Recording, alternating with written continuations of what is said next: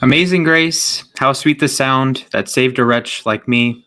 I once was lost, but now I'm found, was blind, but now I see.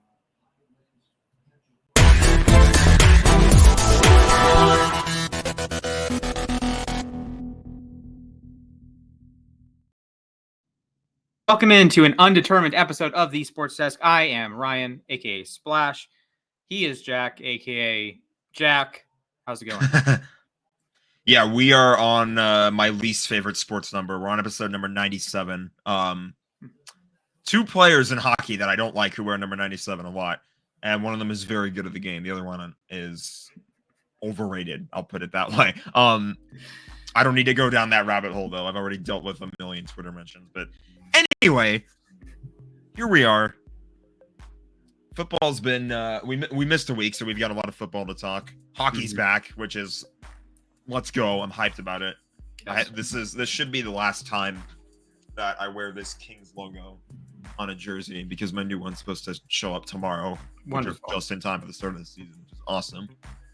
We got baseball to talk and maybe a little NBA. Who knows? We'll see. Yes. I will point out Aaron Donald wore 97 at Pitt, so that he did. Yes. Props there, but yeah. that was the past. Things changed. That's true. Imagine how different his career would be if it was 90. He's wearing 97 instead of 99. Like, I don't think our at the Sports Desk 99 looks as good if it was 97. Yeah, I think the number 99 kind of has like that, I guess, aura to it, for lack of a better word, because like you're wearing the highest number allowed. Because obviously, unless the league is like really crazy, you can only wear 2-digit numbers. So it's like there's something about like wearing how in the NBA you can wear 0 or double 0. Mm-hmm. In the NFL you can just wear a single 0, or like you wear 99. You're either I don't know. There's just something about it that like confidence. I guess that should be one of our tier lists at some point. Like every number, like say like 0 to 9, then like 10 to 19, and then 20 to 29, like ranking the aura of these numbers. And like all the numbers like 30 to 60 would be like F tier, F tier, F tier. There's gonna be a lot of F tiers, and if I'm being honest, I feel like there's and it depends on the sport too. Yeah. It's like 55 on like a center looks good, but if it was like a quarterback playing, that would be weird. Or they're not even allowed to wear a 55, but you get what I'm saying. Like Doug Flutie, for example, wearing 22 is weird. Or Kyle Hamilton, 14 works for him. 14 works for Stephon Diggs. But I see 17 on a running back. I see 17 on a corner, and I want to stab myself in the eye socket. Players wearing it, too, is such a weird thing, too. Like, Jalen Ramsey went from wearing 20 as a cornerback to wearing 5. No, he gets a pass. He gets a pass? Okay. Yeah, he did win the Super Bowl wearing 5, so I'll give him a pass there. I thought 20 was a lot better for him, though. Yeah, but I think he works for both. I think if you're really good, like Roquan Smith can wear 0, even though he hasn't been that good this season. But if you're like mid, then you shouldn't be wearing 0. Like, but DeAndre Swift wears 0, right? DeAndre Swift is below the line of good enough NFL player to wear 0, in my opinion, with all due respect to DeAndre Swift. Yeah, it just kind of depends on, and when it comes to football, at least it comes to player, it comes to position, it comes to just a bunch of other factors. It's like, should this guy like actually like be deserving to wear that number? And then it also depends on how the jersey looks too. Like Mitch Trubisky might be a horrendous NFL quarterback, but his 10 jersey in Chicago, clean, just chef's kiss. 18 for Caleb, also clean. Chicago has really good numbers. That could be a fun tier list. Tier listing each team's number design. Yeah, that would be fun. That would take. We've done jerseys before, but we haven't done number design. So number design would be fun. Although I feel like that we would be sort of leading into the whole logo on helmet thing when we tier listed the helmets. I feel like we would kind of be leaning into that a little bit because a lot of teams use like the same generic that's true block number fonts. So it would come down to like what colors do they use. So. Mm-hmm. Yeah, that's a fair point. So I'll give the update on why we did not record last week. Unfortunately, my mom passed away last Tuesday, so I wasn't in the headspace to record. So So that's why rest in peace, Mom. She's in a better place. Certainly thinking of you and your family. Yeah. Hope you're doing a Appreciate lot it. better now. I know it obviously. It goes without saying. Like, I don't think I need to say like stuff like, "Oh, that can hurt," because like, yeah, that obviously. Goes without saying. We appreciate everyone who reached out, sent their thoughts and prayers in regards to my mom. Your mic might be off. Oh, is it? We're good? I think so.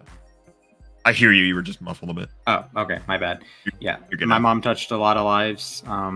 Friends back home, people, even she'd come in the comments on the show back when we did it with U Stadium, and just miss her a lot. So, well, I'm gonna take one little piece of solace. Her favorite quarterbacks just balled out this week.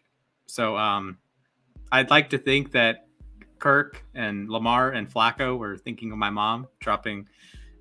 Kirk dropped 500 yards. Flacco dropped like 350 and 4 touchdowns. Lamar dropped 400 total yards and a dub. So Something in the air. yeah, something in the air. Falcons won, Ravens All right. won. Let's lighten the mood a little bit here. Let's talk football. Yeah. We got our tier list from 2 weeks ago.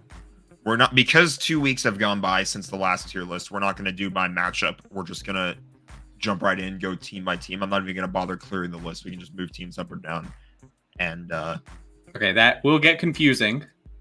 Do you want me to clear the list? Yeah, that'd be great. Okay. Yeah, let's clear the list. It's like we're going to drop the Bills a lot. So, and then we eventually cycle through to the Bills. It's like, okay, where are we going here? Okay. Make sure I hit all the right buttons. There are 2 teams that are undefeated. The Vikings. And the How are Chiefs. the Vikings undefeated? What in the his world? name is Flores. Brian Flores. That's true. Brian Flores is very good at his job, and it makes me very angry because Super Bowl. But valid point. I think we've all been Brian Flores. I really guess they did not need JJ McCarthy. I was surprised by that. I had them finishing with under the amount of wins they have right now. So do we want to start with Minnesota? Because I think that's a good jumping off point. Yeah, that's a good starting point. I have my concerns. I understand they are 5-0. I understand they have an impressive resume. They beat Houston, they beat San Francisco, they beat Green Bay. They beat the Jets. I understand. Sam Darnold, the last couple weeks, has not looked particularly great. First few weeks, Mookie Betts just hit a home run. Sorry. Hey, there you go. I have the game on nice live way right to now. break up his 1 for 22 stretch. Good Yeah. job, Mookie. Did he 2 hit it for over 24. Jerks and Profar's head? It did. It was not Okay. close. Wonderful. Good start, boys. All right, good job, Dodgers. It's Minnesota. I'm putting them in playoff contenders. Fair. I think they have the makings of a really, really excellent defense, but I have my concerns about the offense. I have my concerns with number 14. I get it. The first 3 weeks, he played really well. The last couple weeks, he has turned the ball over. He has actively tried to turn the ball over. I know they don't all count in the stat sheet the same, but he's been trying so desperately to throw the football to the other team. So this Minnesota team really screams 2018 Bears to me, actually, that the defense is legit. Like, that is a legit defense. And Brian Flores has those guys playing absolutely balls to the wall. But I don't trust the quarterback. I'm sorry, Sam Darnold. You were the MVP for 4 weeks. You're no longer, to me, in that conversation. You haven't played particularly well the last couple weeks. I have my concerns. Aaron Jones is banged up right now. Justin Jefferson, Jordan Addison, they feel like one's in, one's out. They are getting TJ Hawkinson back he might be back now. They're coming back from London. So I don't exactly trust Minnesota. I think they're a good team. I think that they should make the playoffs, but I don't think they're even the best team in their own division. You can make the argument they're not even the second best team in their own division. It feels to me like one of those weird things. You know how there always seems to be a curse with like the last remaining undefeated team? Yes. Like they'll eventually tend to like flame out at the worst possible time. Mm-hmm. I'm I feel like that might be where Minnesota is headed, assuming the Chiefs end up losing a game, but that's the Chiefs. So Yeah. at this rate, the Chiefs are going to go 17-0 probably. Yeah, the Chiefs, we can put the Chiefs, throw them up in the top spot. Just a classic, a classic Chiefs win on Monday night. Yeah. They had the horrendous pick in the end zone. It's like off the hands of Juju. Kalen Saunders. Kalen Saunders might run faster than your favorite running back. And he weighs 350 pounds. So big shout outs to Kalen Saunders. I think former Chief too, if memory serves. So you had the dumb red zone play when you don't target Travis Kelce. You have a missed field goal, believe it or not, from known traditional husband, Harrison Butker. And you still win by 13, and it didn't feel like it was close. So the Chiefs are the best team in football. I understand they haven't exactly played like that. There are teams behind them. There are teams that they have beaten. There are teams like the 3-2 Ravens that they beat. And the Ravens probably look better and might, if they played right now, neutral field, maybe the Ravens are slight favorites. But the Chiefs, to me, are the best team in football. You have number 15. You have number 87, who is no longer washed, it seems. Juju Smith-Schuster went for 130 yards. And that defense, I mentioned earlier in the year, defenses don't hold year over year. Steve Spagnuolo told me to screw off. That defense is still really, really good. Oh, man. What are you going to do? How do you beat the Chiefs? You have to hope Mahomes plays like absolute garbage. And even if he does, their defense is going to be suffocating. Yeah, I mean, I can't give you a definitive answer. I don't know. There's no, like, that's the thing about the Chiefs too. Like, and that's what I've been saying on the last few episodes. But basically, since we've come back, that's like the one thing that I've been saying is like, they don't have to look like the best team in football because they have a coaching staff and a defense and a quarterback. All of them are capable of finding you ways to win the tough games. It doesn't have to be all three at once. One of them will figure it out. The defense will figure it out. Andy Reid will figure it out. Patrick Mahomes will figure it out. And as long as at least one of them knows what they're doing, I mean, good luck. Mm-hmm. Yeah, it's just brutal. You need a lot of talent to be the Chiefs, which is why the Bengals, example, they've had success against the Chiefs. They have a ton of talent. They don't always beat the Chiefs. And you look around the league, and there's just not many teams that have enough talent to match up with the Kansas City Chiefs. There are not teams that have three of the top 20 players in football: Mahomes, Kelce, and Jones. And those teams don't have a all-world defensive coordinator, and they don't have a Hall of Fame head coach who happens to be perhaps the greatest offensive play caller in the history of the sport. So when you have that, like, pentumvirate, is that a word? I'm trying for triumvirate, but with 5, penta, I don't know. Maybe I invented a new word, but I'm Googling it. It right now. This triumvirate plus 2 with the two coaches, you just don't have that. And teams, I'm going to use the Ravens as an example. The Ravens had a great defense last year. They lose their defensive coordinator to become a head coach, Mike McDonald. So I just Googled. Apparently it's a hip hop / rap band according to Google. Okay. So it's a word, but it's a band. So it's a proper noun. Okay. Yeah. I'll take my W there. But they have this like base of knowledge that Steve Spagnuolo and Andy Reid have gone through the ringer over and over and over and over again. They know how to solve these issues. Zach Orr, new defensive coordinator for the Ravens, doesn't exactly know how to solve these issues. He doesn't know how to not let Joe Burrow and Jamar Chase annihilate the defense. Steve Spagnuolo, in the same situation, can remember, remember when Jamar Chase went 66 yards down the defense? Yes, I remember that vividly. We're not going to let that happen. Remember when he had 3 touchdowns and like 260 yards? We're not going to let that happen. They know enough ball to like protect against that and just like keep it in the realm here. Keep it in the circle. And they have 15 and 87 and 95 that'll punch you in the face when you get in the circle. If you can get out of the circle, maybe you can beat them. Yeah, the Bengals beat them a couple times. You know, the Ravens had the fumble. They punched it out of the circle, and Lamar'd his way to a win that night. So they lose occasionally, yeah, but it's really difficult to beat them. And then Tom Brady is the king of we're going to bring you into the circle. Everything's going to be right here, and they're going to win right there. They're going to put the ring around, and you're going to bump in the nose, and Bucks win or Brady wins, whatever. Patriots win 7, or they won 6 Super Bowls. Brady won 7. So the Chiefs, your Super Bowl favorites. You are Mahomes, I believe, is still the MVP, or is now the MVP frontrunner because Josh Allen has fallen flat on his face. So. Ever since Patrick Mahomes came into the league, it's just been like that for the Chiefs. My mind goes back again to the Monday Night Football game in 2018. How Mahomes and the Chiefs offense are the only NFL offense in history to score 50+ points in a game and lose. That game is the most bonkers. That 3 defensive touchdowns. Mahomes throws like 3 picks. That might be my favorite part about that game, is that you can't just say that the defenses stood by and did nothing while the offenses did all the work. There were multiple defensive touchdowns. Yeah. There were multiple takeaways. Samson Ebicam had 2 touchdowns. How many times in NFL history has a guy had a pick 6 and a scoop and score? I hate asking that because I can find the answer. You can probably find the answer, yeah. Jack, when you talk about the Rams for a moment, then when you talk about the Rams, I'll look up the answer to that. But we should move on. that game is nuts. So we need to relive that at some point. We can talk about the Rams if you'd like. I'll look up the Samson Epic. I got a lot to say. I don't know how much I'm willing to say, but I do definitely have a lot to say.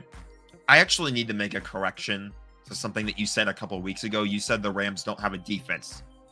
That's not true. They just don't have linebackers. I trust the secondary. They did give up a bit of a catastrophic play against Green Bay, but whatever. Those happen every now and then. It sucks, but you move on. And now that they've got, unfortunately, the Trey White experiment seems to have failed. He was a healthy scratch last week.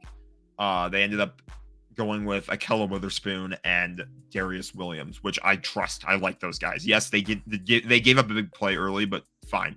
They mostly recovered from that. Troy Reader and Christian Roseboom played out of their minds week 1, and they haven't played a single down the same way since.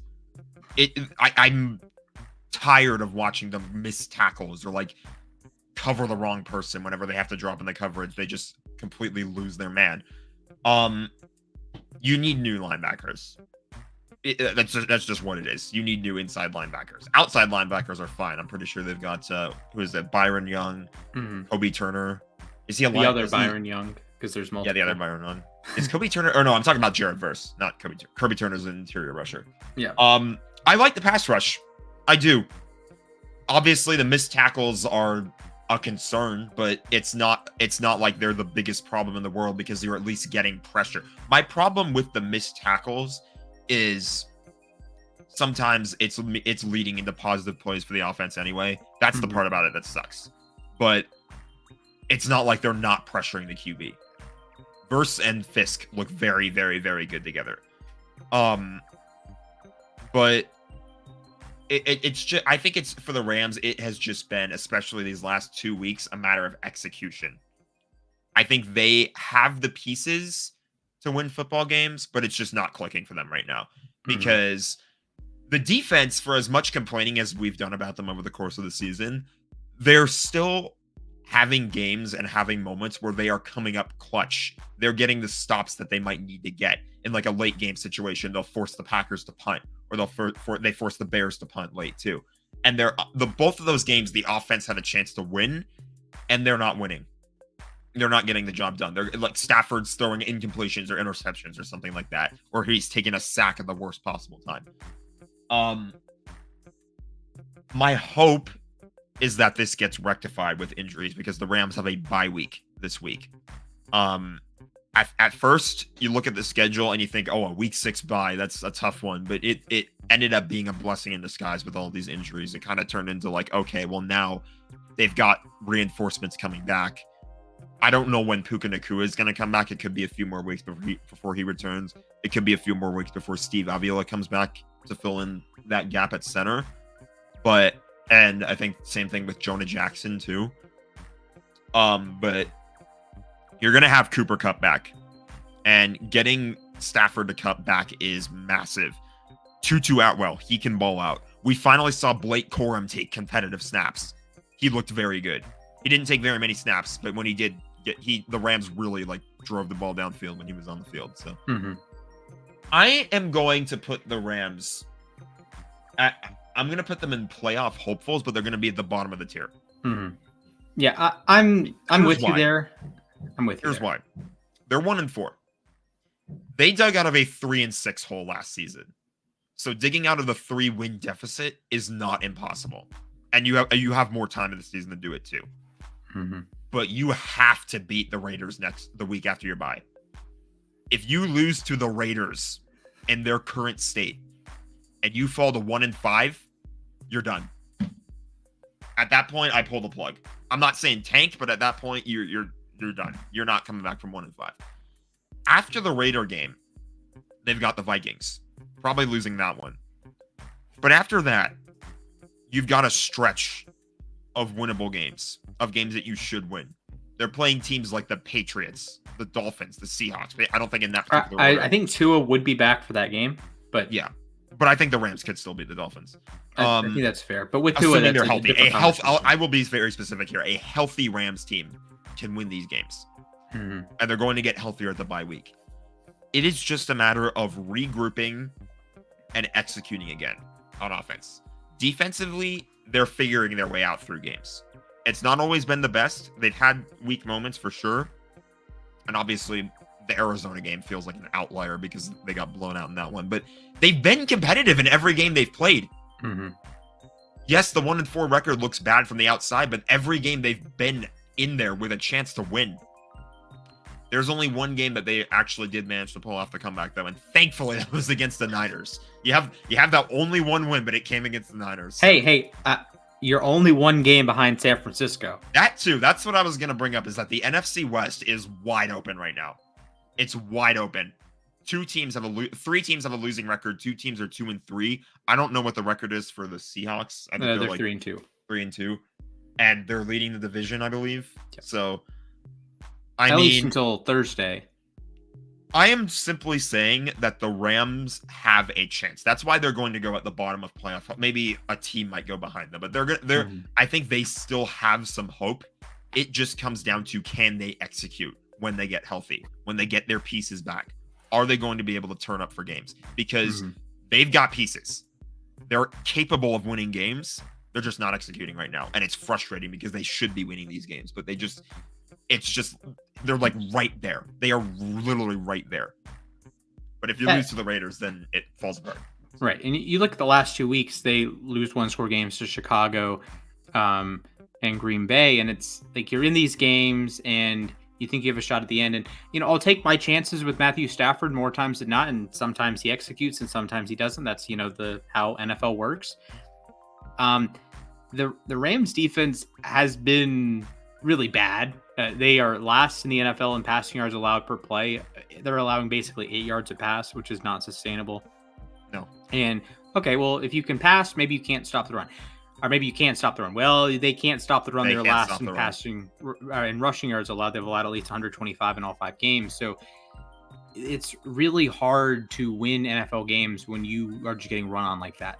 Because as soon as you, sell out to stop the run, as soon as you have that extra guy in the box or that extra corner crashing down, or the extra edge that's trying to plug a gap and plays a run fit instead of like rushing the passer, then you allow a big pass play. Then you allow, maybe you get lucky and Devontae Adams is traded by then, or Devontae Adams continues to nurse his hamstring, what have you. But there could be a chance that Devontae Adams goes for 200 yards against your secondary in a couple weeks. He did it to my secondary a couple weeks ago. Anyways, it feels like they do that too, but I feel like you're saying, or like I said earlier, I think it comes down to linebackers. I think having that interior linebacker problem is really, really hurting that defense. I don't think it's a scheme problem. I don't think it's an issue with Chris Shula. There are Rams fans out there everywhere saying Chris Shula's got to go. I disagree. He was dealt a very, very rough hand to start the year. He's a first-year defensive coordinator, and suddenly trusted people that are expected to lead this secondary are getting hurt. Aaron Donald retires. Who would be helpful for your defense? Besides Aaron Donald, Ernest Jones, what's he doing nowadays? Yeah, that was someone else I was going to bring up too. He's only busy leading the Tennessee Titans in tackles while we have a day 3 draft pick waiting around to be used in a future year. I defend Les Snead for a few things. That one I cannot defend. I there's no excuse for that one. It's hard to slander a Super Bowl winning general manager, but just I don't know. I don't know if he has legal issues. I don't know if he has personal issues. I don't know if he blackmailed Les Snead. I don't know. But from a football perspective, that move made 0 sense at the time, and it continues to make 0 sense. And that's a big reason why I try to move off of it. I try not to think about it. I try to think about like, okay, well, this is just what we have to work with. So how can we make that work? But at the same time, it's like, it's hard not to look back on that and be like, what the hell are we doing? Yeah, it's like you've lost 3 one-score games so far, week 1, week 4, week 5, and you have Ernest Jones. You have just marginally better linebacker play. You make a play here, you make a play there. You're 2-3, and like 2-3. Oh, that's. But I also feel like a good record. But I also feel like that's an offensive problem too, because their red zone efficiency sucks. Mm-hmm. They're very good at getting to the red zone, but then when they get to the red zone, they can't finish their drives. Yeah, that's fair. I think that is more of a problem than the defense. Yes. The defense is bad, but it's bad. It's a problem. Bad. But yeah, it is fixable bad. It's a personnel issue. It's not a coordinator issue. It's not a scheme issue. It's a personnel problem. And even still, the defense is putting the Rams in position to win games, and the offense hasn't executed. So, well, let's talk about a team that has executed. My bad. I'm not executing this podcast. Let's talk about a team that has executed pretty well. That is the Detroit Lions. They are 3-1 coming off of a bye. Keeping them in the top tier, I assume. Yeah, top tier, number 2 in the league. They had a perfect game against the Seattle Seahawks. Jared Goff, 0 incompletions. He was great. He caught a touchdown in that game, by the way. Amon-Ra St. Brown proving his worth as a as a QB2 option. Aiden Hutchinson is averaging 10 pressures a game. He is on pace for 170 pressures. I was tempted to tweet out of nothing but just pure spite, and I don't even feel real spite for this, but I was gonna tweet something about how Matthew Stafford is better than Jared Goff. But like, oh my god, you can't even compare anyone. An 18 for 18, I think he was passing in that game. 18 for 18, like 290, a couple touchdowns, caught a touchdown. That's Aiden Hutchinson has 15 pressures against the Seahawks. This is a great team. This is a team that is very well rounded. They can beat you in a lot of different ways. I still have some issues with the defense, but offensively, when Jared Goff is going to play outdoors in the cold like twice the entire season. And there is a reasonable chance the Lions get the number 1 seed, and he does not have to play outdoors or in the cold in the playoffs. That is a scary proposition. Goff in environments is different, and you have the absolute wild card. And I think I gave Andy Reid his flowers for being perhaps the best play caller in the history of the NFL. The best play caller right now is probably Ben Johnson, sitting as the offensive coordinator for Detroit. He is excellent. He is always on, like, do we need to run here? Do we need to pass here? How do we set up these, sequences, right? He's not thinking, how do I get a first down on this play? He's thinking, how can I set up the defense so that in 3 plays we can score a touchdown, or in 5 plays we can score a touchdown, or this quarter and the next quarter and the next quarter we can score touchdowns. It's just 3-dimensional chess. It's putting in the pieces. It's, it's putting the cheese out. You can't bait the opponent if there's no bait. You have to put the cheese on the trap. You have to put the bait on the hook, right? This is the Greg Maddux method of pitching. He's not going to swing at the down pitch if you haven't thrown down before, right? So he puts the worm on the hook, and the defense sees that, and they're like, we're going to attack the worm. Perfect. Exactly what you want. That's how Amon-Ra St. Brown throws a touchdown to Jared Goff. That's how Penei Sewell is running wide open. That happened either, by the way. Yeah. What a throw. What a catch. Not as good as the Daniel Jones catch that got him like a 96 PFF grade the one year. I hate how the Rams have never had a moment like that where a wide receiver has thrown a pass. The one time it happened, it was ruled an incompletion, even though it was totally a catch. Mm-hmm. But Have you seen the famous clip of Tyrod Taylor throwing to Joe Flacco? I can't remember if I've seen Oh, that. it was like a 50-yarder too. You feel like I did might Joe? have. Joe got those wheels. Joseph Vincent got the wheels. It was like 2009. He has like 50 receiving yards to his name. This is a really good Lions team, man. Again, I have questions with the defense, but this offense, they can compete with anyone. And in Good this offense. NFL with the reduced scoring and whatnot, unless you're Washington apparently or Cincinnati, with this quote unquote reduced scoring. Hey, it pays to have a team with two really good running backs and a really good tight end and an all-pro receiver and a really good quarterback and a good environment and a great offensive line. They can bully you whenever they want to. They can bully you through the air. They can bully you on the ground. They break tackles. It's an excellent team. And I think if they played Kansas City, they would probably be favored right now. If it's in neutral site, if it's in Detroit, they're probably 3-point favorites. If it's in Kansas City is probably marginal. It depends on whether or not there's a roof over the field, basically. That's a good point. That's a good point. Although, hey, they did win in Arrowhead last year, although it took divine intervention on the pick six. That was such a weird moment. That really was. Before we move on, quick Dodger update. Shohei Ohtani with an RBI single. It's 2-0 in the second inning. There you go. So it looks like they are awake a little bit for this game, but we'll see. Good to see. Okay.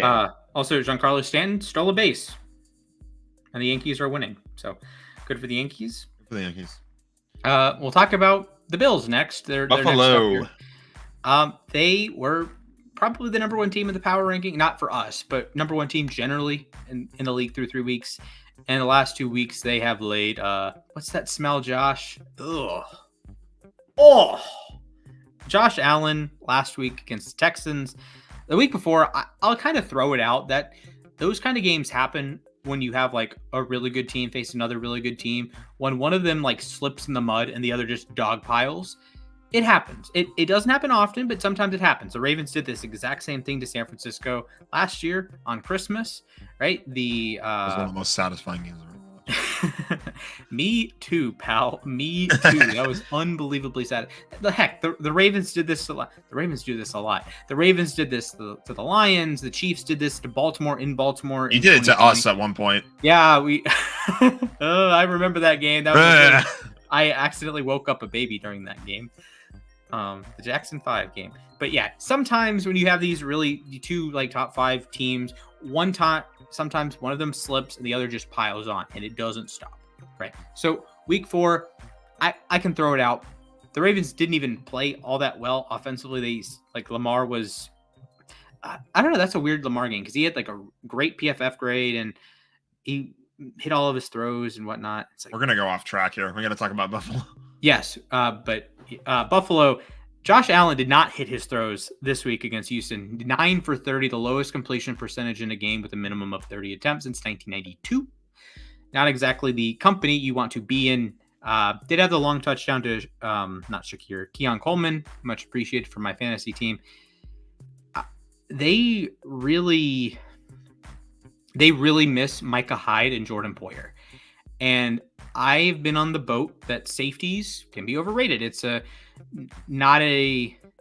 don't need to have the best safety in the league to have the best defense. But having 2 safeties that are the best duo or one of the best duos in the league helps you a lot. They can do so many different things. This is why I say Kyle Hamilton and Antoine Winfield are so valuable to their teams because they cover a bunch of different roles.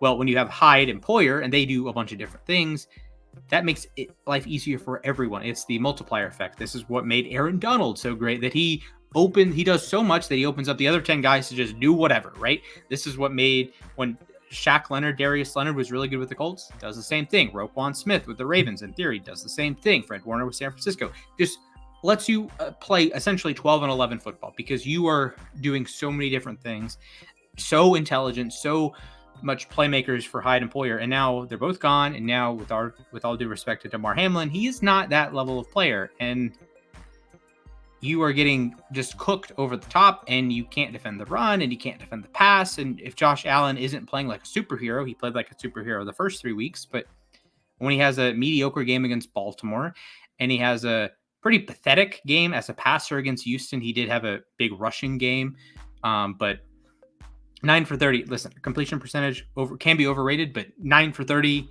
unless there's like 10 drops in there, that's bad. So Buffalo, you're in the playoff contenders.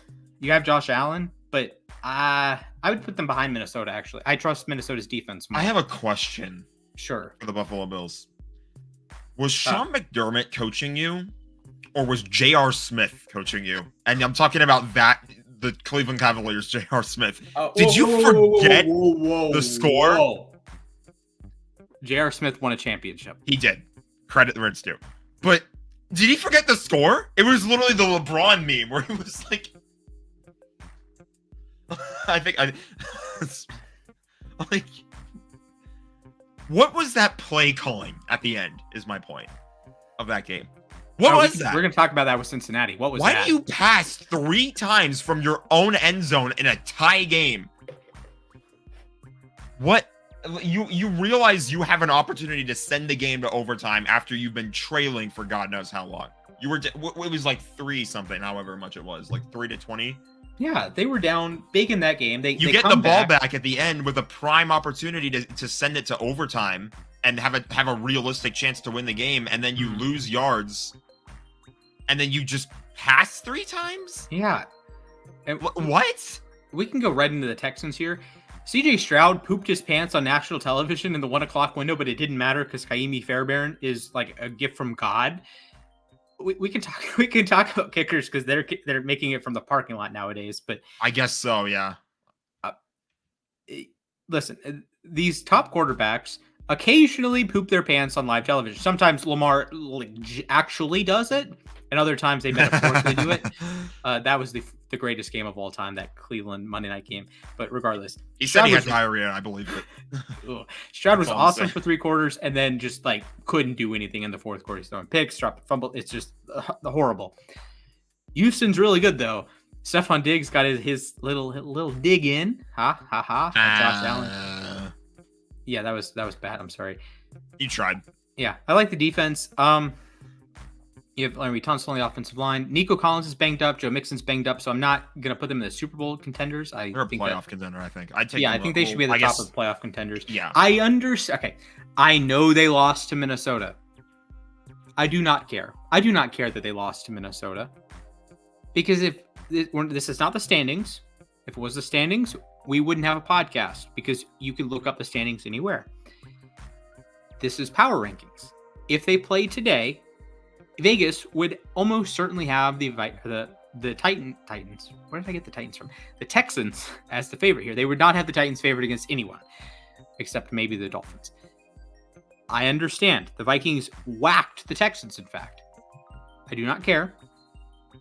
I think the Texans are a better football team. I think they have a better quarterback. I like Minnesota's defense more. I like Houston's offense a lot more. And I think Houston has a good enough defense that if you're comparing like the Houston offense to the Minnesota defense, I think they play again. I think they are better prepared and they don't get into a big hole really like they did. And the Minnesota offense versus the Houston defense, I like the Houston defense. So Houston, good job, buddy. I think if we get a rematch, Houston wins. Yeah, I think so too. I think that's I trust CJ Stroud more. I don't know. It could have been one of those fluke games too, but you never know. Entirely. A quick Dodger update. It's now 3-0. Yes. Top of the second or bottom of the second. Sorry. This would be the only time in the history of the podcast I ever say this, but go Dodgers. I'm gonna clip that. I'm gonna use that forever now. It's like next Braves Dodgers match, and then you'll just post that. You'll just have that under every losses above replacement post. Exactly. Tampa. Oh goodness gracious! I don't know how you lose the game against Atlanta. Frankly, that's just like a weird one. Overtime rules. That's why. But yeah, listen. I think Tampa's a good team. I think they're squarely in the playoff contenders category. I have them behind Buffalo. Defensively, they're fine. They got kind of lit up by Kirko Chains and the boys. But offensively, Baker's good. Godwin, Mike Evans, future Hall of Famer. They can move the ball. Good offensive line. They have issues running the football, so I'm not sure their upside. And in the wrong matchup, they can get whacked like really bad. But in the right matchup, they look very good. Nothing to complain about there. Yeah. Just a good team. That's a good football team. Good football team. Well-rounded. I don't know if they win the NFC South. I know Atlanta just beat them. I'm not going to put Atlanta over Tampa. Sorry. I know they also lost they got whacked by Denver. Denver's a bad matchup for them. Denver has Patrick Surtain and a good secondary. Tampa needs to have some needs to have some solutions to these problems, aka run the ball. But Rachaad White is not exactly known for his ability to run the football. Maybe you get Sean Tucker involved. Maybe you get Bucky Irving involved. I don't know. Maybe you change something up. But the Bucs haven't been able to run the ball for like half a decade now. So can you believe it's been 4 years since Tom Brady went to Tampa? Wow. 4 years. Yeah. I was just bringing up to one of my friends recently too, the Hulu ad. Hulu has live sports. Well, not that Hulu ad, the Tom Brady Hulu ad, like the one where he was like, I'm not going anywhere, and then he's gone that offseason. So that's so funny. What a weird time that was. Oh, what a 2020 and is now not he's retired, a real which is equally weird. So yeah. He's calling games on Fox now. He is. He's called mostly Cowboys games on Fox. Hey, one of those Cowboys games did in fact feature the Baltimore Ravens, so let's talk about them next. Good segue. Yeah, A+. perfect segue. The game of the year in Cincinnati on Sunday. Ravens 41, Bengals 38. Ravens come back from down 10 multiple times. They're down 38-28. They go down and score. It's like, Joe Burrow's going to rip their hearts out again. Then Joe Burrow throws a pick. Marlon Humphrey, first play he's made all season. And then they go down. They hit Justin Tucker, not washed, apparently hits from the parking lot, outdoors at Paycor. And Cincinnati gets the ball, and they don't do anything. And Baltimore gets the ball in overtime, and Lamar fumbles. That's the worst. I was devastated. I'm like, Lamar had played so well.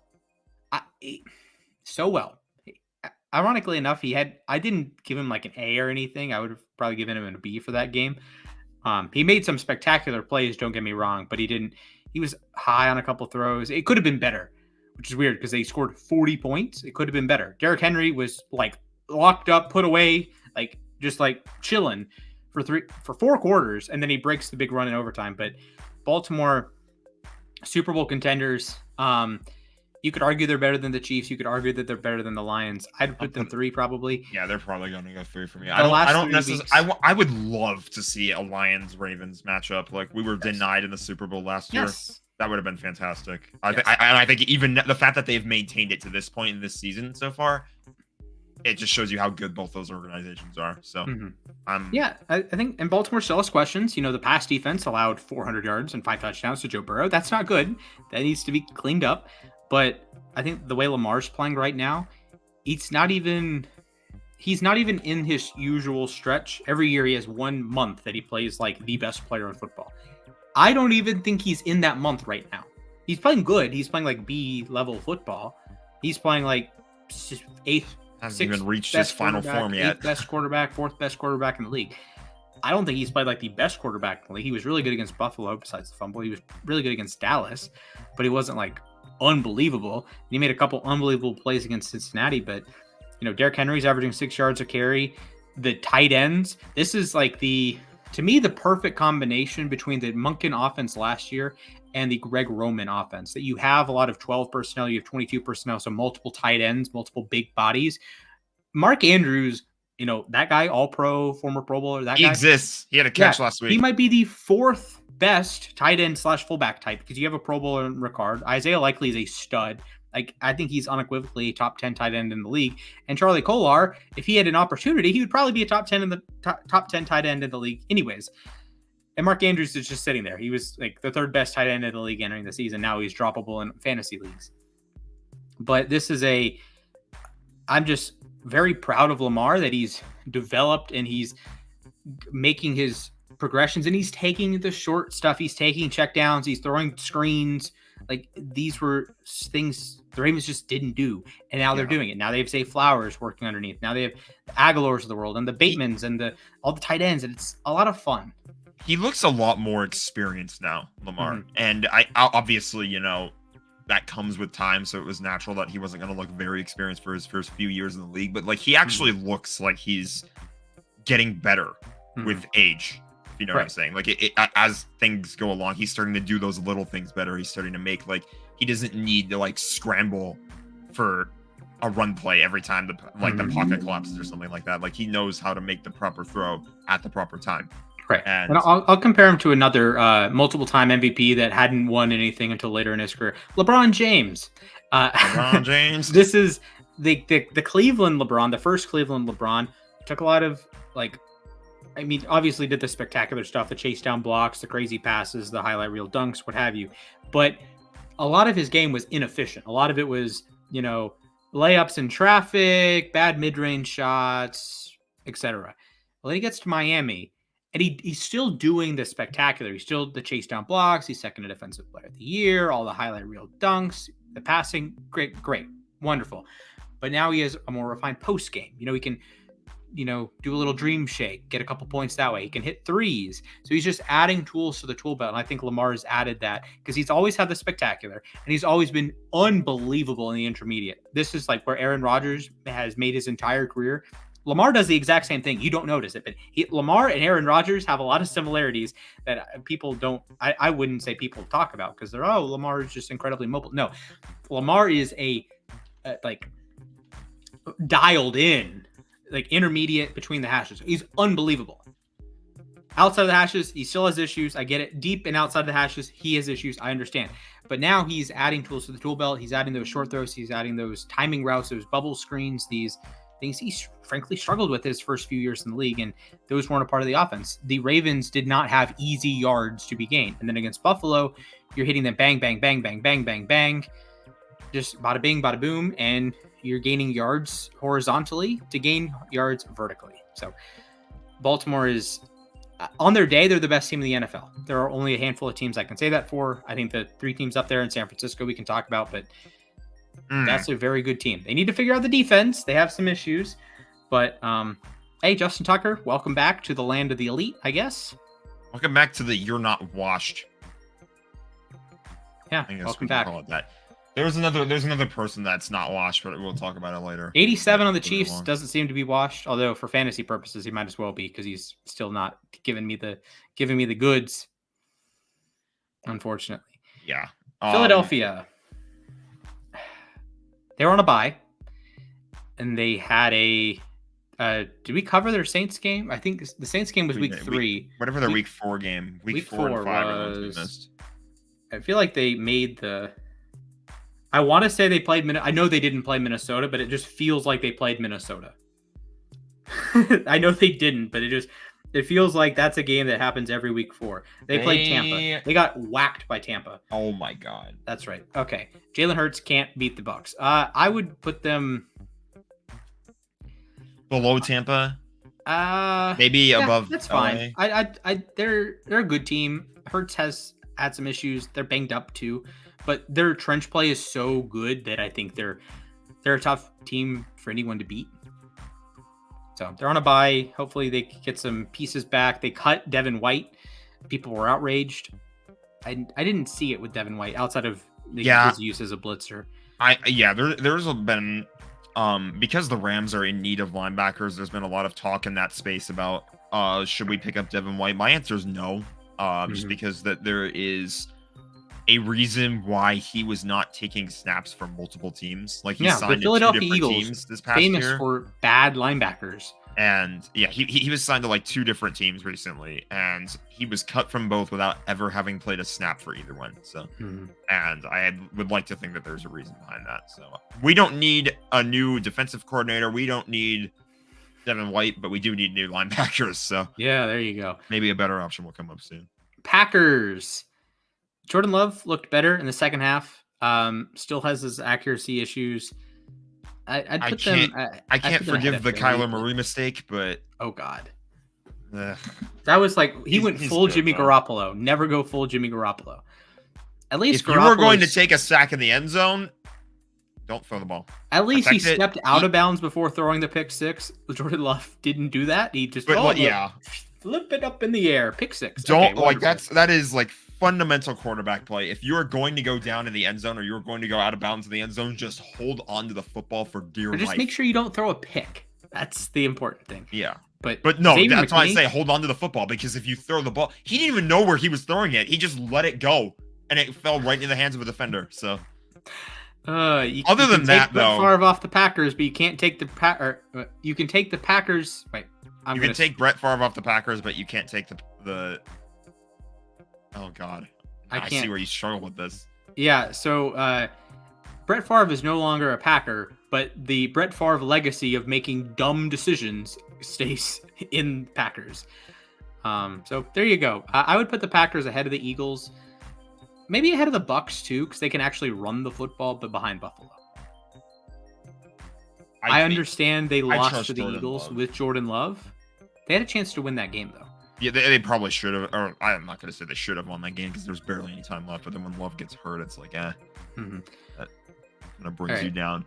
I think we should kind of try to speed run through some of these teams. Yeah, San Francisco. We need to have a conversation about the 49ers, though. Okay. What happened? Okay, I think they're top of the playoff contenders. I'm dropping them from the Super Bowl contenders. Brock Purdy's still been really good. I don't have my concerns with Purdy. I trust the Texans a bit more right now, if I'm being totally honest. Okay. I think that. Yeah. Okay. I see the vision. It feels to me like whatever they've had going on is just not working out for them. But even then, their losses.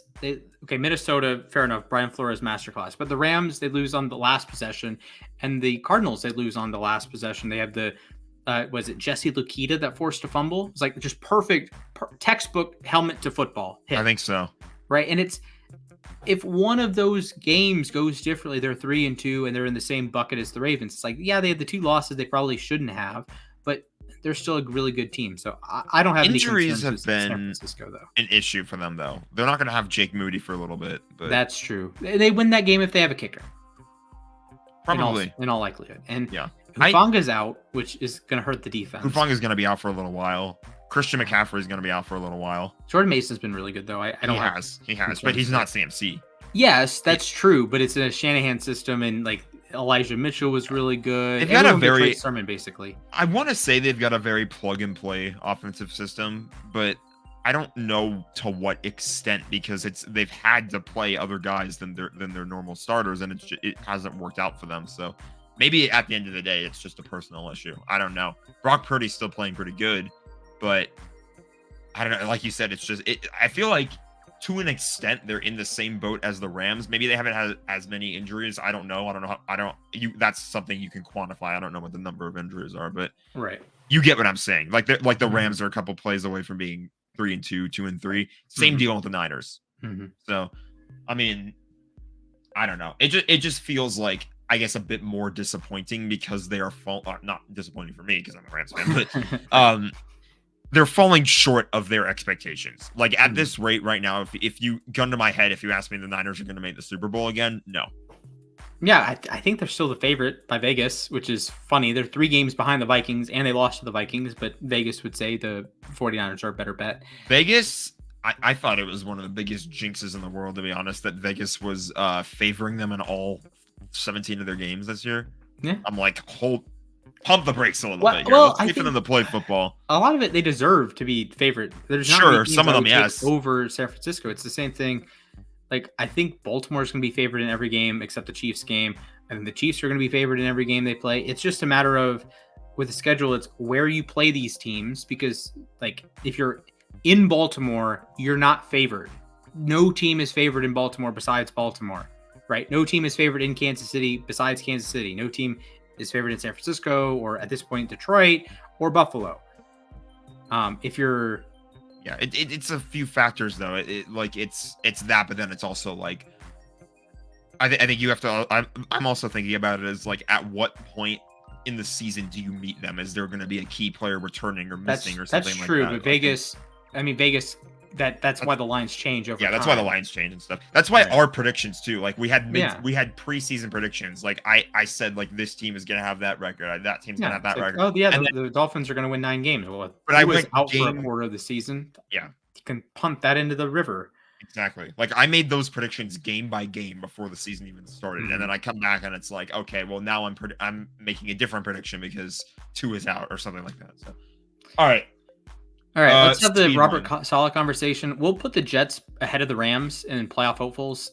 Aaron Rodgers threw a pick 6 on Sunday, which is notable because he just simply does not throw pick 6s unless it's in Tampa specifically. He always seems to throw a pick 6 down there, but Good job to Andrew Van Ginkel for getting a pick six off Rodgers. He had his first 3 interception game in years. They really need Devontae Adams in the worst way. And the Jets' issue is they gave all of their marbles offensively to a 40-year-old quarterback. And listen, Aaron Rodgers is perhaps the most talented quarterback to ever play the game. That's okay. But he has the offense, wants the offense designed in such a way that it's a timing offense. And like I said with the Ravens, sometimes the timing offense doesn't work. Sometimes Lamar is not hitting the throws, the rhythm throws. Sometimes Aaron Rodgers doesn't have rhythm with the wide receivers. Why are you targeting Mike Williams on a rhythm route when you need to go win the game? At the very least, target Allen Lazard. Listen, I have my qualms with Allen Lazard. I don't think he's a really good football player. His claim to fame is being friends with Aaron Rodgers. I am firmly entrenched in that. Like a lot of coaches being friends with McVay.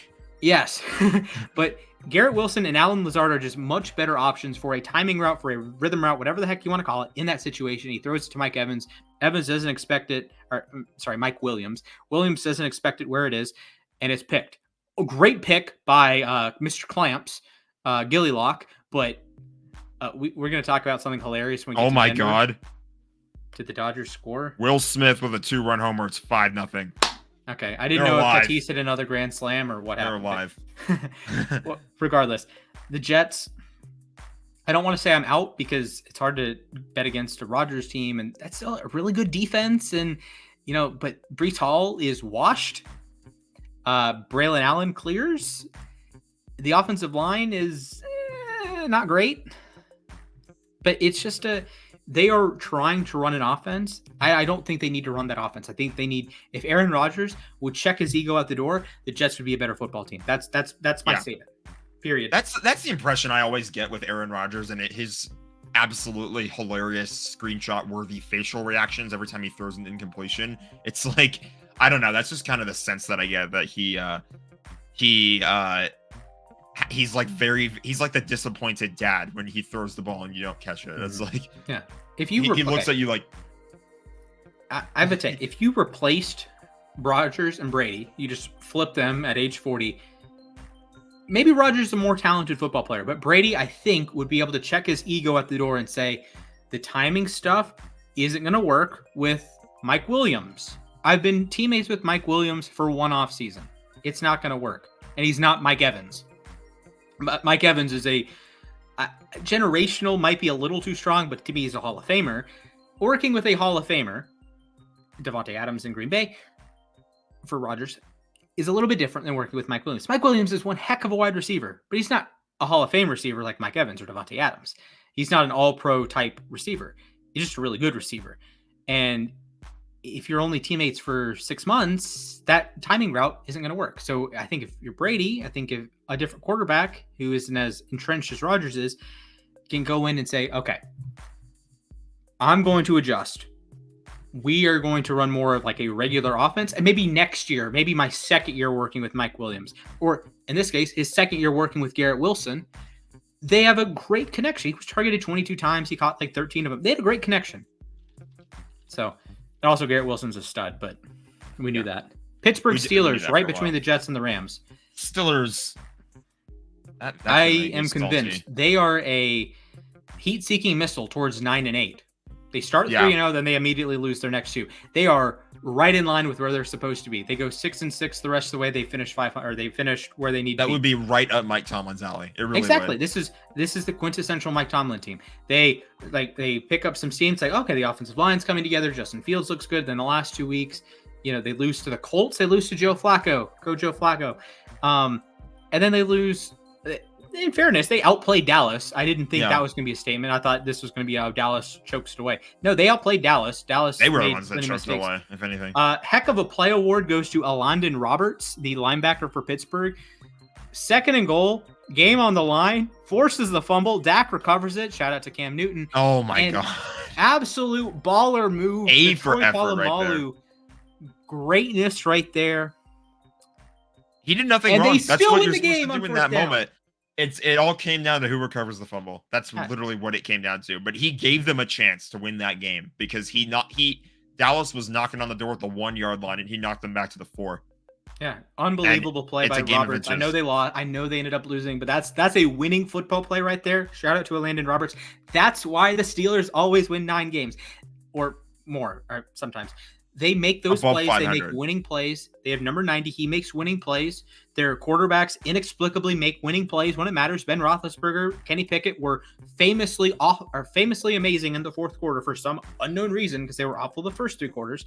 But the last couple of years, they lock in. It's the Tim Tebow effect. TJ Watt is much better than Tim Tebow, but it's the Tim Tebow effect. They lock in the fourth quarter. And this time, Dallas, they go into Pittsburgh just like they did in 2016. They grab the heart, they Mola Ramit, and they win. Good job. At 1:20 in the morning or whatever, Monday morning. Good job. Good game, We can talk about Dallas next. I think Dallas is top of the playoff hopeful tier. Yeah, I was going to say. They can't defend the run. They just simply can't defend the run. That's a problem. They, if they play a team with any sort of reasonable rushing attack, they are going to fold like a lawn chair. Cincinnati, you are actually in the same bucket. You're ahead of Dallas, but yeah, same bucket. Yeah, basically. I think these are to be the same team. It's disappointing, man. I thought the Bengals would be a lot better. I really did. They're a really good 1-4. I'll I'll give them that. They are a really excellent 1-4 team. They had some injury problems, some holdout problems in the offseason too, which doesn't help. But they scored 38 points. They scored 30 points against Commanders and lost. They scored 38 against Baltimore and lost. The offense has been really good. They got T. Higgins back. Jamar Chase is one of the best receivers in football. The offensive line's actually played pretty well. The running backs have been good against teams other than the Ravens because the Ravens just don't allow anyone to run the football against them. Yeah, I have a feeling they'll get better throughout the year. Yeah, I mean, Cincinnati, I think, could really be in the playoff contenders tier. I wouldn't be mad at that. I think they could beat any team in the NFL. It's like I mentioned when I was talking about the Rams. 1-4 is not. It's not an easy hill to climb out of, but it's not impossible. No. It's doable. And then when you have the talent like Joe Burrow, Jamar Chase, T. Higgins. Yeah. And Joe Burrow is playing like an MVP right now. He was unbelievable on Sunday. I know he threw the pick, but he was unbelievable outside of the interception. So I think Dallas is a lot of the same things. You have the star receiver. You have the star quarterback. The running game is underperforming just a smidge. Cincinnati, it's a talent thing. Dallas, Cincinnati is these guys aren't trusted enough. Dallas, it's a talent thing. The offensive lines are good. The defense is just bad. They cannot stop the run. Dallas is missing too many guys pass rusher wise, and the Bengals just, to me, don't have the horses to be really good defensively. They need to have like a 2016 Falcons. Like they have to be a historically great offense to win games. Dallas has been that historically great offense the last couple years, but I don't know if I buy it moving forward. Saints, you know what? I'm putting them in the maybe next year tier. I understand they started 2-0. They've just been a disaster. They lose Derek Carr now. They're down in the dumps. And with no Derek Carr, it's like, okay, well, what's even the point? If he's gonna, I don't know how long term that injury is, but. And while we're in that, let's put New England down there. They're starting Drake May this week, and we can put Miami down there. Tua might come back, just for the record, but it might be too little, too late. You want to put Carolina down there as well. And anyone else? The Jags did win. Titans were on Raiders. a bye. We can put the Raiders down there. I'll put the Raiders at the top of the tier. Yeah, I would take the Saints over the Raiders. I think. No, it's fine. I think that depends on what happens with Devontae. Yeah, it's fine. Any other team? Cleveland. You can throw Cleveland down there with Deshaun Watson. They can be they did lose to the Raiders, so you can put them behind the. Yeah. There you go. All right, there you go. Rapid fire through 6 teams. There's our rapid fire maybe next year. Yep. Our Goodbye. Draft lottery begun. Yep. Begun. Seattle. I have maintained my take on Seattle. I've maintained my take on Seattle. The first 3 weeks, like they should win all 3 games. If they do not win all 3 games, they play Denver. They play Denver, New England, and then some other one of the bozo teams. Miami without Tua. If you lose one of those games, we have a serious problem. They won all 3. They didn't look particularly impressive. I thought they beat who was in front of them. Right, and then against Detroit, they played a better team. They lost. Jared Goff plays out of his mind. The Lions play out of their mind. Okay, they lose. That's fine. This is the exact same thing I said about the Rams game. And then you lose to the Giants. What are we doing? What are we Why are you doing? losing to the Giants? Why Who's are you cooking? losing to the Giants? They gave you a 100-yard. You have a 100-yard pick six, and you still lose to the Giants. I don't know. Ahead of LA, behind Pittsburgh. I'd take the Rams over them if they're healthy, to be honest. Fair. I would take Stafford over Geno. That's fair. Yeah, I would. I don't mind one way or the other. Arizona. A really disastrous week against Washington, but a really great week against San Francisco. Yeah. I have my concerns. I think I just put them right behind Seattle, frankly. They beat the crap out of the Rams, but still. That is true. That's sort of like the triangle of death situation. Yeah. That's why they're tiers, folks. That's why they're tiers. Anyone could beat anyone. Yeah. That range. I think Arizona could beat anyone in that tier. I would be okay with that. You know, Kyler Murray called a shot on a 50-yard touchdown run. I can't believe he did that. By the way, speaking of quarterbacks doing that, shout out to CJ Stroud for the arms crossed, the I'm like that celebration after throwing like a 60-yard nuke. Oh, man. Unfortunately, it was not to nuke. No. Okay, tangent. We can talk about the Titans in this case. You did tell me about the origin of his nickname. Yes. We can throw the Titans at the top of the maybe next year tier, but I was working the baby aisle, and there's Nuke brand products there. So shout out to the Titans, and shout out to DeAndre Hopkins. Atlanta Falcons. Kirko Chains. I think they're right ahead of Pittsburgh. Yeah. I think this is a good team.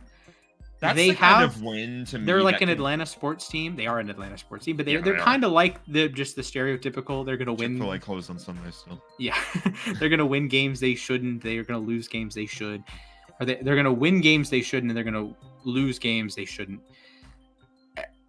But Kirk is kind of dialing it in lately. I feel like that's the kind of win that like inspires the team as a whole. Like that's the kind of win that I want to look at their schedule really quick. Yeah, that's a big win. It's a divisional game. Oh, they got the Seahawks next. Ooh, or no, not the Seahawks. Not the Seahawks. Sorry, wait.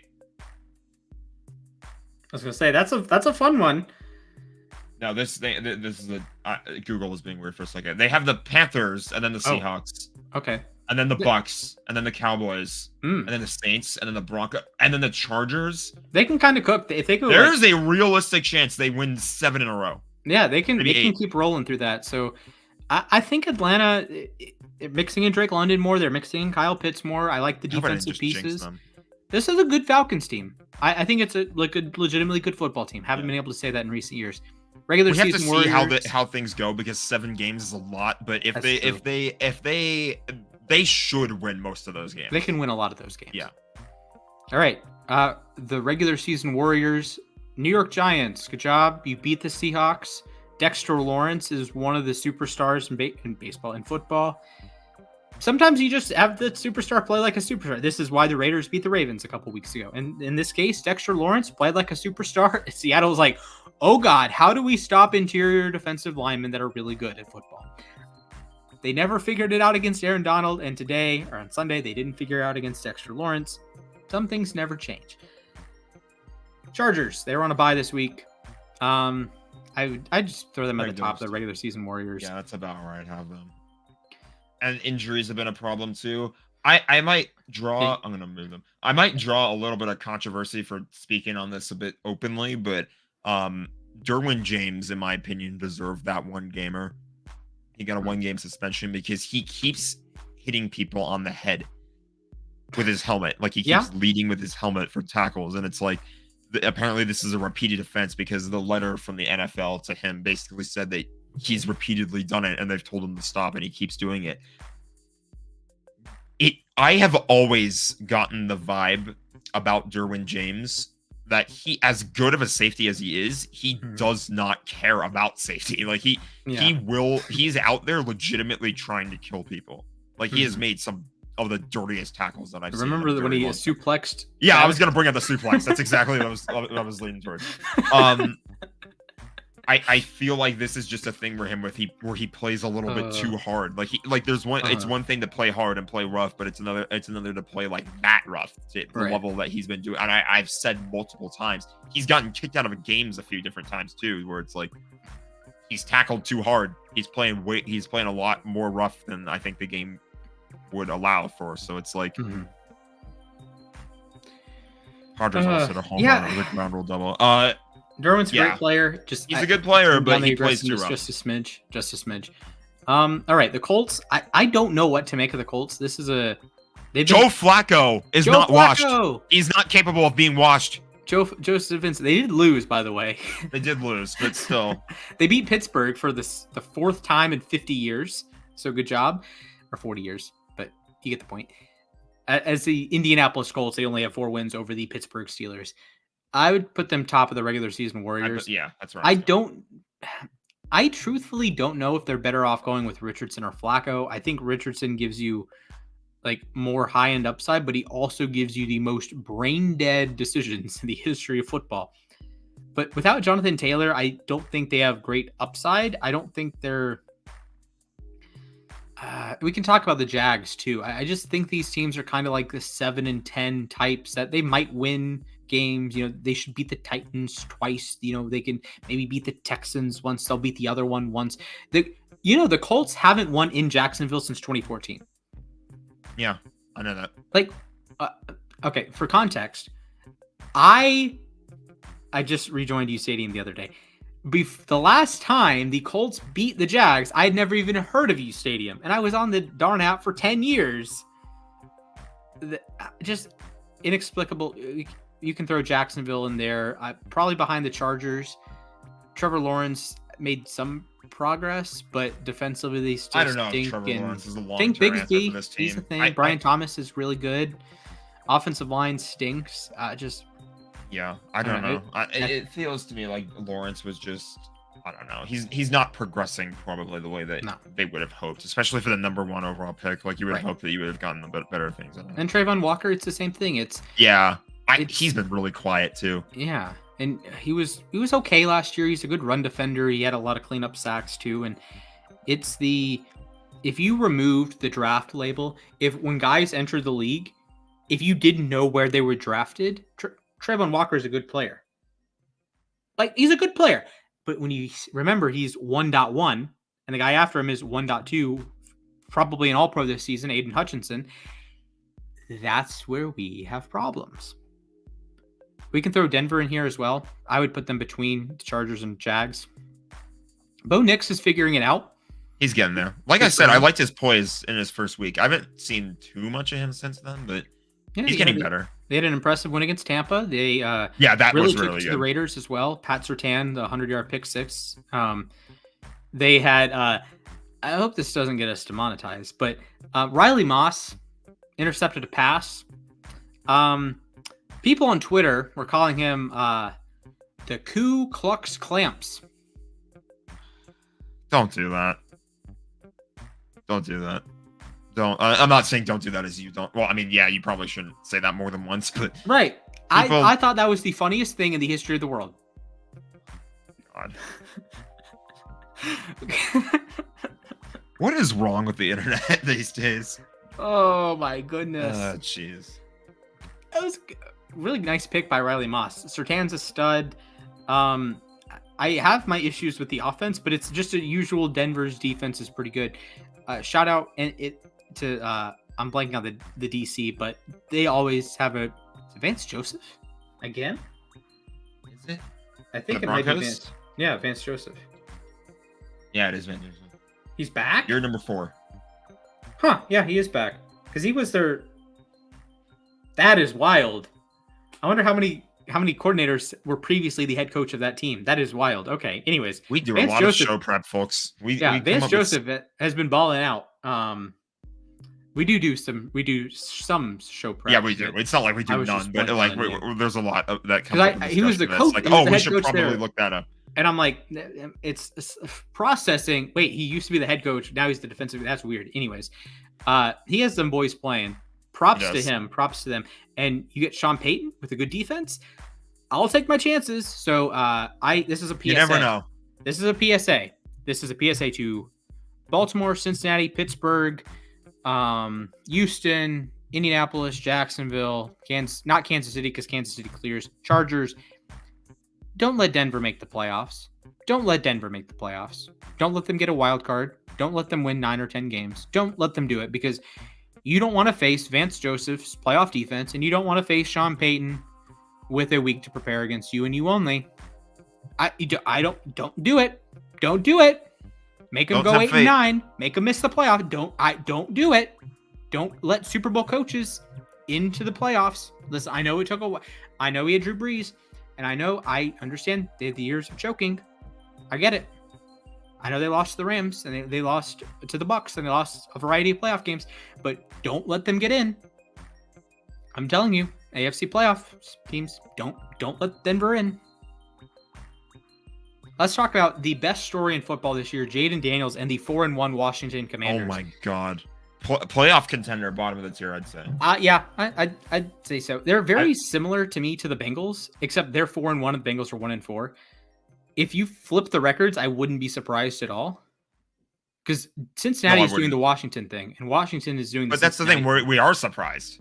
We are surprised, but it's Jaden Daniels has just been locked in. He wasn't great against Cleveland, but the previous weeks he'd been locked in. He was unbelievable against Arizona. He was fabulous against Cincinnati. But he's so fun to watch. He has that draw. Like, you have to tune in and watch what he's going to do because you never know. He's throwing to McLaurin and Diami Brown. They have a lot of weapons. The defense reeks, but it doesn't matter because they're scoring 35 points a game. When you can outscore your problems, then yes. And Cincinnati is like very close to being able to just outscore their problems. But maybe if you don't botch a field goal attempt, you actually win your games. Jeez. And we will wrap it up with the Chicago Bears.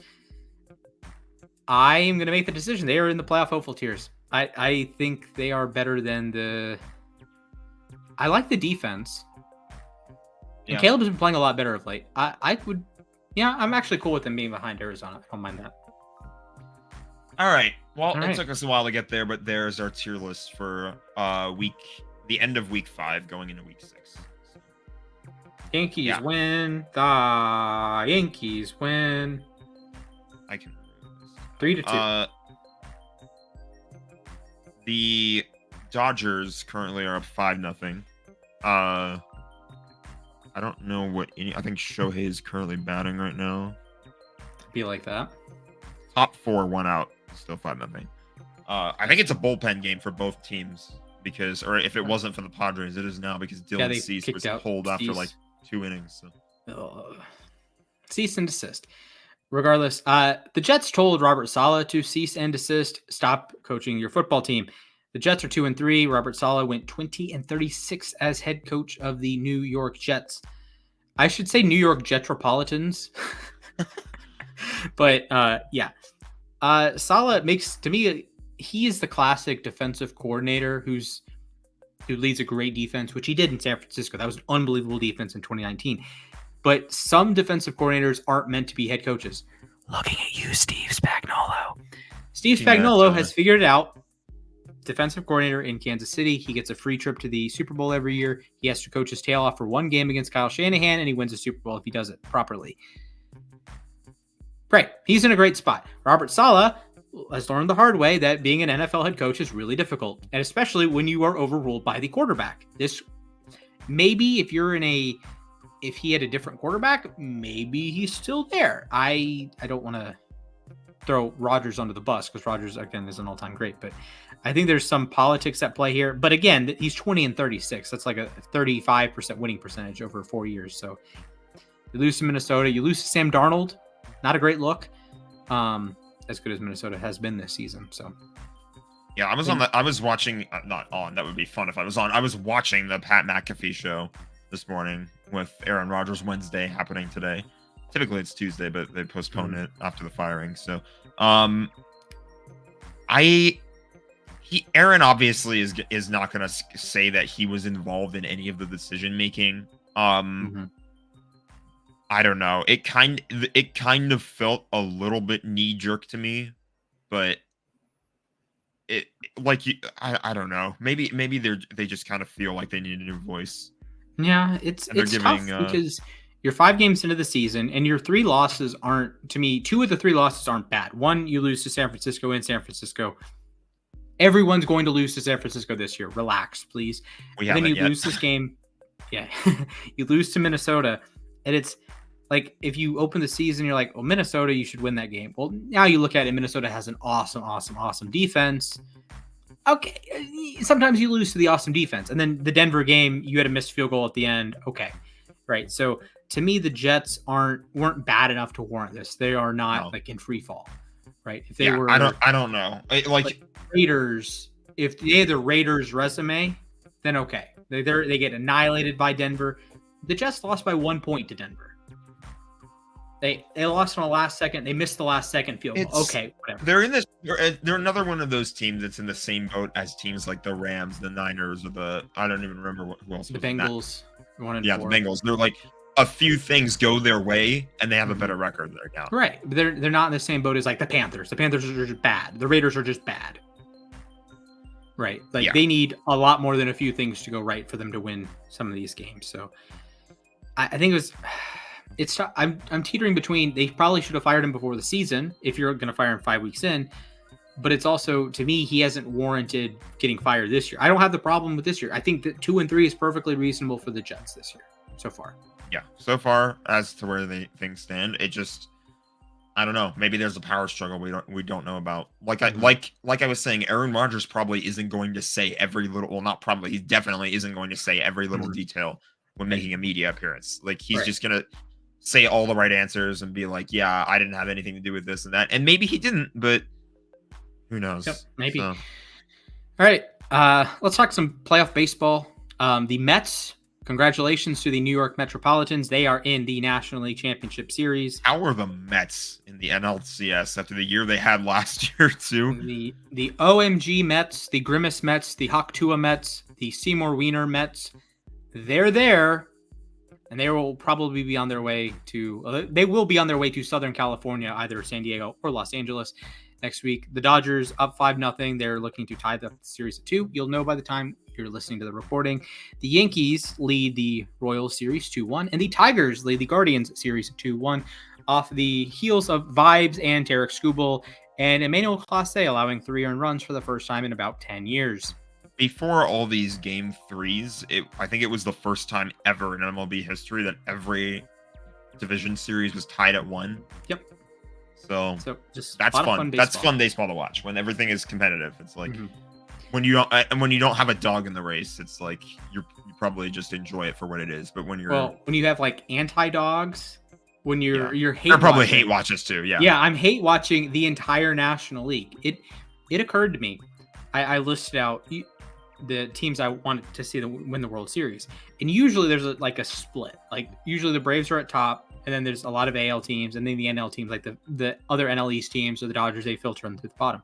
Well, this year it's just AL, AL, AL, AL, NL, NL, NL, NL.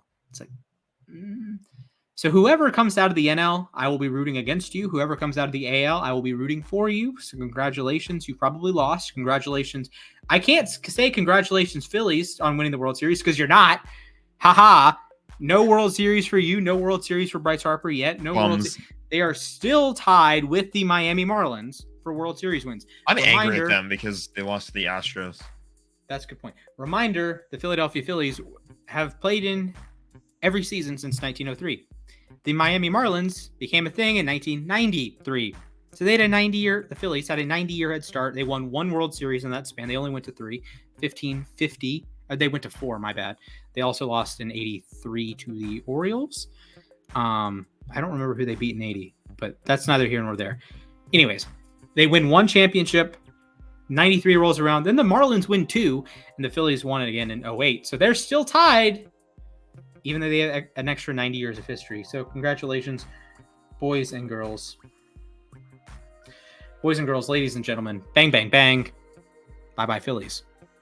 Shout out to Francisco Lindor with a humongous grand slam. Citi Field was rocking. There are 3 teams of destiny left, and the Dodgers and the Yankees. And the Royals are kind of just along for the ride, I think. Nobody wants a Dodgers-Yankees World Series, obviously, but I don't know. I kind of feel like I wonder if even Dodgers and Yankees fans want that. I wonder if they would prefer a different matchup. I'm gonna be honest. I kind of would, for a few reasons. Obviously, you're gonna hate me for saying that, and it's like obviously like the two big market teams. A lot of people would not love that, but I think it would be To fun. be fair, I'm actively rooting for the Dodgers now. Yeah, I think it would be fun because that's been a classic World Series rivalry for a very long time, and there hasn't been a World Series matchup for a very long time. So. Since I want to say, I don't think it's happened since the dot. I think it was maybe 1978 or 1981 makes sense. Yeah, I think it was 81. So something funny actually just happened in this game was Shohei tried to go from first to home, and the ball like got it like the left field umpire, the third base umpire, whatever that's called, the ball kind of like got bounced off of him, and then the outfielder for the Padres still managed to get the ball and throw him out at home, and like the first base coach or the third base coach for the Dodgers was like signaling for a stop, and I guess Shohei didn't see it. So that's how they got their third out. It'd be like that. Okay, the last time they played in the World Series was 1981. So the Yankees won 6 of them. They won in 41, 47, 49, 52, 53, 56. Oh, no, sorry. They've won 8 of them. The Dodgers have won 3 of them. The Dodgers won in 55, 63, and 81. 2 as LA and 1 as Brooklyn. All right, Jack, tell me about the Hockeys. The Pucks. Hockey's back. I heard Utah has a team. Indeed. Congratulations, Utah. It's bittersweet. We've talked about it. Ban relocation. We've talked about it before. How this comes at the expense of the Arizona Coyotes. I still think that community absolutely deserves to have an NHL team, and I hope that at some point in the future, owners will look at working out deals with the NHL and trying to bring them back as an expansion team. But Utah, on the plus side of things, Utah looks excited. Like they sold out the Delta Center for their first game. They got, I think, over 43,000 requests for season tickets, is what they mentioned on the ESPN broadcast. So nice. They are amped to have a team. I think it's been discussed before too that Utah Hockey Club, and this is my opinion. It's partly fact, but it's also partly my opinion. What I'm about to say. Unless they win the Stanley Cup year 1, they will have a new name next season. They should keep the name if they win the title, but yeah, that's neither here nor there. Right. Do you think this? You mentioned that the NHL wants to expand back to Arizona. Do you think there could be a wave of Southern teams getting teams once again, like in the late 90s? Dallas got a team, Atlanta got a team for the second time, Tampa got a team, Florida got a team. Do you think there could be a wave of like a Phoenix, a Houston, Atlanta again? I know Houston is really bullish on trying to get a team. San Antonio, Austin. The only other two cities that I know are like really trying to go for it are, other than Houston, are Atlanta wants a third team, which good luck because they've already failed twice. The Flames were good. The Flames were a good hockey team. And then the Quebec City. The Kings just played 2 preseason games there. Quebec City is looking for a team. So. I don't know if they'll get it. I would love to see the Nordiques come back. Yes. But I don't know. Yeah, I mean, of course, I'm Atlanta, like Braves fan, born and raised in Atlanta. But I'd love for a Atlanta hockey team to come back so I at least could go to games. I hate having to go see the Red Wings on the road because I'm not in Michigan. But what have you. So yeah, I'm kind of stoked though. Otherwise, obviously, there's the adrenaline rush that I always get with hockey coming back because it's my favorite sport. I'm going to be honest. It just is. I love football too, but hockey's my number 1. Right. Football's a close second. Right. A hell of a comeback by the Blues yesterday. Jordan Kyrou is very good at hockey. Jordan Kyrou is insane. The Blues scored. They were trailing 2-0 to the Kraken. The Kraken looked like they were in full control of that game. And then the Blues scored like 3 goals within minutes in the second period. Jordan Kyrou had 2 of them. And It's like the Kraken, they tried. It was a good effort from them, but they're just not as good as the Blues right now, I guess. And it happens. The Panthers Bruins, that has a 6-4 final score. That game does not reflect really, I think, how dominant the Panthers were. The Bruins bit of a shaky goalie situation there. They had to trade Linus Olmark to the Senators to save cap. So Jeremy Swayman, there was controversy in the offseason too, because like he was holding out. He wanted more money, a contract. The money number was named, the amount that he wanted was named, and I guess that they never really discussed that number. So there was like a bit of like, oh, he might leave Boston, but he ended up re-signing. But since he wasn't with the team all off season throughout their training camp and stuff like that, they had to play Jonas Korpisalo, who's not a bad goalie, but not as good as the starter. Yeah, and the Panthers lit him up like a Christmas tree. So that happens. The defending champions just starting off strong. They got a couple goals late, but it was some of those too late goals. So, and then all right, the all important question. I'm sure all of our listeners are wondering: does Jack think the Red Wings make the playoffs this year? I don't know. I don't know. I really don't know. They missed. I feel like I should have a bit more tiebreaker. Was it a tiebreaker? They missed by like. I feel like I should have a bit more of a definitive answer to that. And I don't. Let's see. I mean, I do think they are a bubble team. Montreal had a 1-0 win over Toronto today. So that was Cole Caulfield doing Cole Caulfield things, and that was it. I watched that goal before we went live, and that apparently that was the only goal. So, a quote from Jazz Chisholm. I think they could be a wild card team. Okay, I appreciate that. They haven't made the playoffs in almost a decade now, so maybe. Hey, the Tigers made the playoffs. Maybe the Red Wings can make the playoffs. We'll see. I think maybe there's an outside chance, but I feel like they're 50-50. You know, last year they were so close. Boston's probably gonna make it. Toronto. Let me look at Red Wings playoff odds. The Senators won't. The Sabres probably won't. According to Money Puck, the Red Wings have a 43.7% chance to make the playoffs.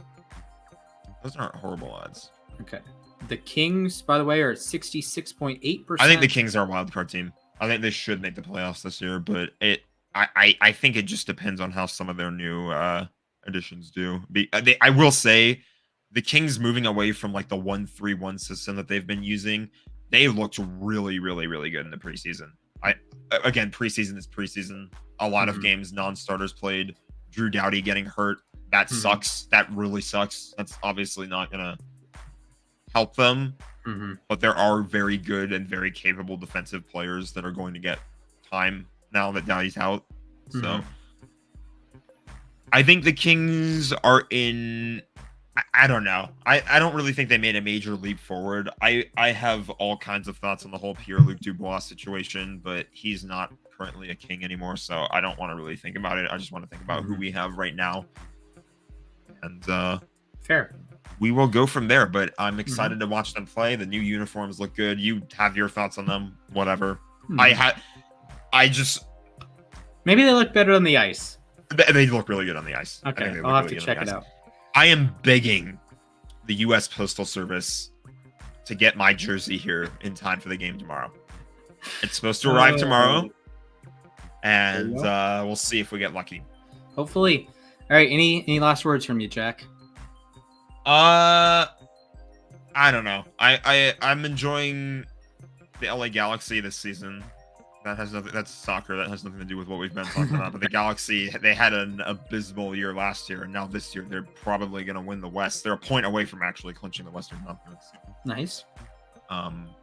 Yeah, really, really good club for them this year. They've been fun to watch. So they're the only sports team right now that isn't pissing me off. That's why my title this week is currently hate sports, because going into this recording, the Dodgers look like garbage. The Rams, they're losing games they shouldn't lose. 1-4. The Lakers, they haven't they're preseason, so yeah. We didn't talk about my Braves. They crashed and burned out in the first round of the playoffs, which, to be fair, was expected, but no Chris Sale kind of sunk the team. Yeah. I think that really mentally drained the team. I don't know if like the Ozzy Albies, for example. I don't know if Ozzy Albies thought Sale was going to save the day, but Sale wasn't available in the Monday, and he wasn't available in the wild card series. So it's just kind of, it's one of those weird things that you just better luck next year. Hopefully Acuna's back, and Strider's back, and Ozzy's back, and Riley's back, and everyone's back and healthy. So yeah, one of those seasons. that's what All right. it is. The injured season sucks, but Yep. All right. Can't be like that in sports. All right.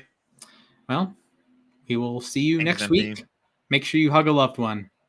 Indeed. Absolutely. Hug your loved ones. Tell them to subscribe to the Scoreboard Watch as well. Yes, that's a good idea. I think we're gonna be putting out a bit more content.